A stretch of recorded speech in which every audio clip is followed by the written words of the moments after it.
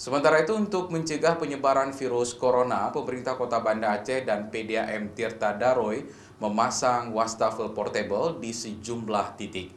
Pemerintah berharap saudara masyarakat bisa memanfaatkannya untuk lebih sering mencuci tangan. Hal ini mampu mencegah penyebaran virus corona. Sejumlah wastafel atau tempat cuci tangan portable dipasang di berbagai area publik dan kantor-kantor pemerintah yang memberikan pelayanan langsung kepada masyarakat. Melalui program PDAM Peduli, pemerintah berharap masyarakat Banda Aceh lebih sering untuk mencuci tangan agar dapat memutus mata rantai penyebaran corona yang hingga saat ini terus memakan korban.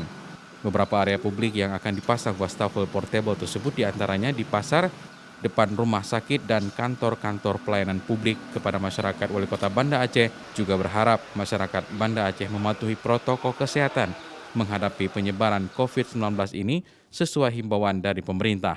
Nanti akan ditempatkan di tempat-tempat yang sangat dibutuhkan, terutama di pasar, di depan rumah sakit, ya, di depan-depan tempat pelayanan.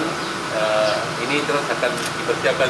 Tempat-tempat publik, salah satunya di Pendopo, kita juga tempatkan di Rumah Sakit Meraksa, di kantor wali kota, di MPP, dan insya Allah rencananya kita akan membuat 50 unit seperti ini yang kita akan tempatkan di public area.